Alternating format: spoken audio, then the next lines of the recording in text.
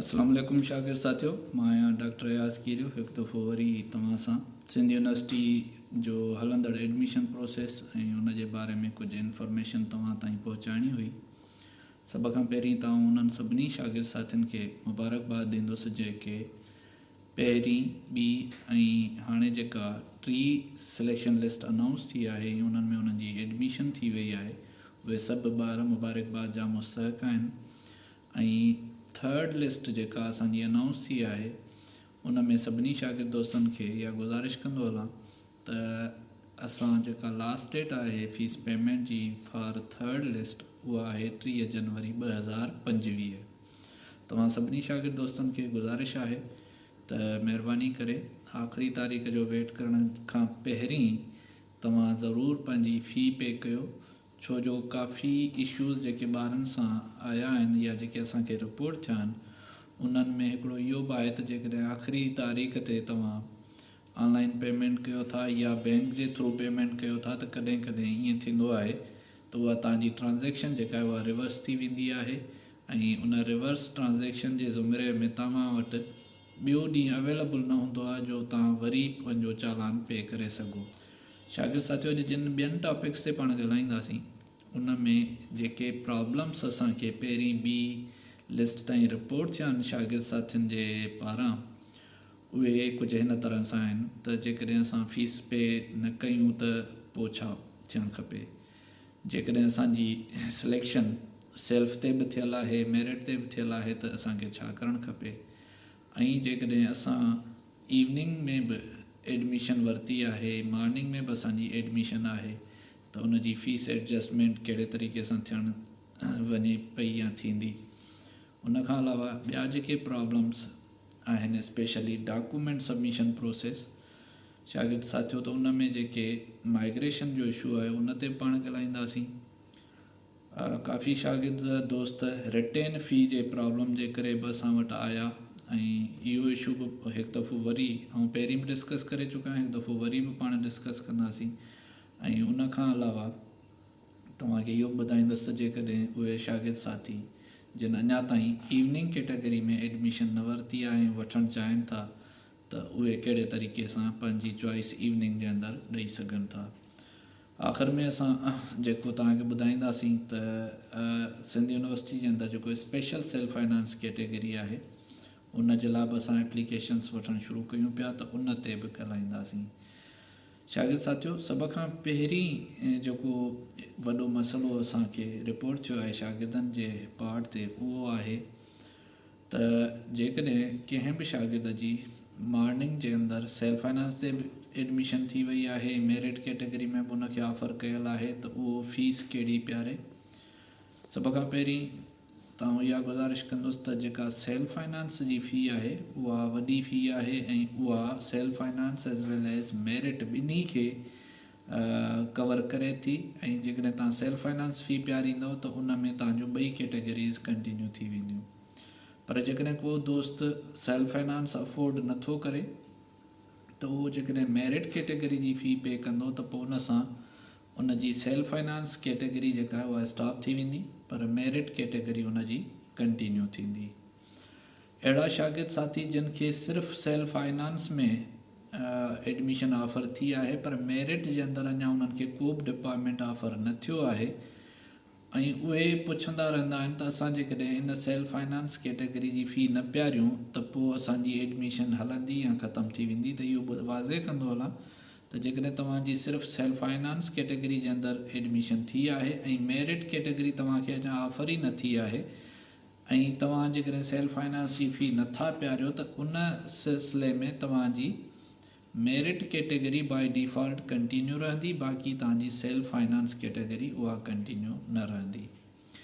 अहिड़े ई तरीक़े सां हिकिड़ो ॿियो इशू जेको काफ़ी शागिर्दनि रिपोर्ट कयो उहो इहो त असांजी मॉर्निंग में बि एडमिशन थी आहे, इवनिंग में बि थी आहे, त हाणे उन सिलसिले में छा करणु खपे। इहो वाज़े कंदो हलां त असांजी मॉर्निंग कैटेगरी सेपरेट आहे, इवनिंग कैटेगरी सेपरेट आहे। मॉर्निंग कैटेगरी में मेजॉरिटी सब्जेक्ट्स ऑफर थियनि था, जॾहिं त इवनिंग कैटेगरी में सिलेक्टिवली 7 या 8 जेके सब्जेक्ट्स आहिनि उहे ऑफर थियनि था। तव्हां जेकॾहिं ॿिन्ही कैटेगरीज़ खे कंटिन्यू करणु चाहींदो त पोइ मॉर्निंग ऐं इवनिंग ॿिन्ही जो फ़ी पेमेंट या फ़ी चालान तव्हांखे ॾियारणो हूंदो। अॻिते हली करे काफ़ी शागिर्द साथियुनि इहो ऑप्शन असांखे चयो त असांजी फ़ीस एडजस्ट कई वञे मॉर्निंग खां इवनिंग या इवनिंग खां मॉर्निंग। इहो प्रोविज़न बि मौजूदु आहे त तव्हां जेकॾहिं इन राइटिंग असांखे कंसेंट ॾींदव त तव्हांजी जेका मॉर्निंग वारी फ़ी आहे हाणे जेका तव्हांखे इवनिंग में सिलेक्शन मिली आहे उन में तव्हां एडजस्ट करणु चाहियो था त तव्हां राइटिंग में असांखे एप्लीकेशन ॾींदव त उहा एडजस्ट थी वेंदी।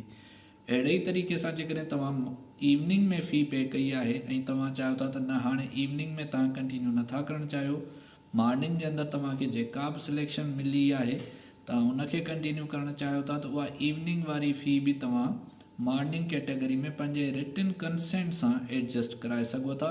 बाय डिफ़ॉल्ट मॉर्निंग ऐं इवनिंग जी फ़ीस एडजस्ट न थींदी आहे। शागिर्द साथियो काफ़ी शागिर्दनि जी असांखे जेका ॿी क्वेरी मिली आहे उहा आहे रिटेन चालान जे बारे में।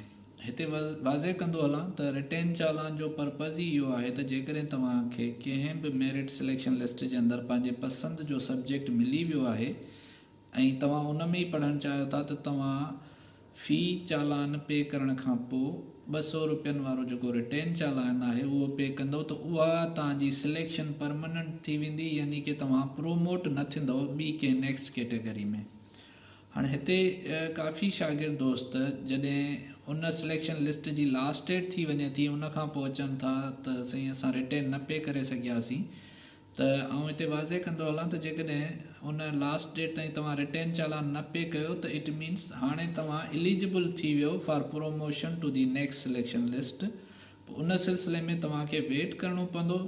जेकॾहिं ॿी सिलेक्शन लिस्ट में तव्हां प्रोमोट थी विया आहियो त ठीकु, जेकॾहिं तव्हां प्रोमोट न थिया आहियो त पोइ तव्हां उनखे पंहिंजी सिलेक्शन खे रिटेन कराए सघो था। इन केस जेकॾहिं तव्हां प्रोमोट थी विया आहियो ऐं तव्हां चओ था त न असांखे पुराणी सिलेक्शन खपे त उन ज़ुमरे में तव्हां एप्लीकेशन ॾेई सघो था। असां चेक कंदासीं जेकॾहिं तव्हांजी पुराणी सिलेक्शन में तव्हांजे डिस्ट्रिक्ट जी सीट जेकॾहिं अवेलेबल हूंदी त उहा तव्हांखे रीस्टोर करे ॾिनी वेंदी, अदरवाइज़ तव्हांजी प्रोमोटेड जेका सिलेक्शन आहे उहा ई फाइनल रहंदी। डॉक्यूमेंट सबमिशन जे लाइ हिकु दफ़ो वरी इहो अर्ज़ु कंदो हलां त उहे शागिर्द साथी जिन जो बोर्ड हैदराबाद ऐं मीरपुर ख़ासि न आहे, यानी कि शहीद बेनज़ीराबाद बोर्ड, सखर बोर्ड ऐं लाड़काणो बोर्ड कराची या ॿियनि सूबनि जा बोर्ड्स, उन्हनि सभिनी शागिर्दनि जे लाइ माइग्रेशन सर्टिफिकेट जमा करणु लाज़मी आहे। ऐं काफ़ी शागिर्द परे परे खां अचनि था ऐं चवनि था साईं हाणे ॿिया सभु डॉक्यूमेंट आहिनि, माइग्रेशन न आहे, असांजा डॉक्यूमेंट्स रिसीव कयो। त आउं उन्हनि खे इहा गुज़ारिश कंदो हलां त जेकॾहिं माइग्रेशन सर्टिफिकेट न आहे त इट मीन्स तव्हांजो डॉक्यूमेंट जेको आहे फॉर्म उहो कंप्लीट न आहे, उहो असां नथा वठी सघूं। उहो जेकॾहिं असां वठंदासीं त उहो तव्हांजे लाइ प्रॉब्लम थींदो, छो जो जॾहिं वरी तव्हां माइग्रेशन सर्टिफिकेट खणी ईंदव त उन टाइम असांखे तव्हांजा उहे पहिरियां वारा सबमिट कयल डॉक्यूमेंट्स हथ न ईंदा। इन करे पोइ असां शागिर्दनि खे गुज़ारिश कंदा आहियूं, उन्हनि खे टाइम ॾींदा आहियूं त ठीकु आहे तव्हां पंहिंजा डॉक्यूमेंट्स वापसि खणी वञो, माइग्रेशन सर्टिफिकेट वठी करे कंप्लीट डॉक्यूमेंट्स सबमिट करायो त जीअं तव्हांजो फॉर्म मुकमल सबमिट थी वञे। इहो वरी बि अर्ज़ु कंदो हलां त अहिड़ा शागिर्द जिन वटि माइग्रेशन न आहे त उहे गैर ज़रूरी तौर ते पंधु करे हेॾां न अचनि, बल्कि कोशिशि कनि त उहो पंहिंजो माइग्रेशन सर्टिफिकेट कंसर्न बोर्ड्स खां टाइमली वठनि ऐं पोइ पंहिंजा सभु डॉक्यूमेंट्स जमा कराइनि। शागिर्द साथियो ॿिया काफ़ी शागिर्द इहो असां खां क्वेरी कंदा रहनि था त असां इवनिंग प्रोग्राम जे अंदरि सिलेक्शन न करे सघिया आहियूं, छा हाणे उहो मुमकिन आहे त असां हिन स्टेज ते इवनिंग डिग्री प्रोग्राम खे ऑप्ट कयूं? त आउं उन्हनि सभिनी जे लाइ वाज़े कंदो हलां त जी बिल्कुलु, तव्हां इन राइटिंग जेकॾहिं तव्हां पहिरीं इवनिंग कैटेगरी सिलेक्ट न कई आहे त हाणे तव्हां लिखत में एप्लीकेशन ॾेई करे पंहिंजी इवनिंग कैटेगरी ऐं उन जूं चॉइसिस एड कराए सघो था ऐं तव्हां उन में सिलेक्ट बि थी सघो था।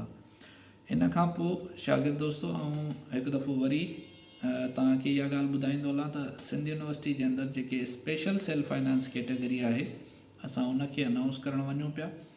मंडे 27 जनवरी खां असां एडमिशन ई पोर्टल ओपन कंदासीं उन्हनि सभिनी शागिर्दनि जे लाइ जेके स्पेशल सेल्फ फाइनेंस कैटेगरी जे अंदरि अप्लाई करणु चाहिनि था। उहे लॉगिन थींदा पंहिंजे ई पोर्टल ते, उते उन्हनि खे ऑप्शन मिली वेंदो apply for special self finance, ऐं उन में तव्हां पंहिंजूं चॉइसिस ऐड करे सघो था। स्पेशल सेल्फ फाइनेंस कैटेगरी जे अंदरि असां वटि सभु डिग्री प्रोग्राम्स अवेलेबल आहिनि। तव्हां कोशिशि कयो त जेके बि तव्हांजी प्रेफरेंस में 2-4 सुठा सब्जेक्ट्स आहिनि उहे ज़रूरु ऐड कयो।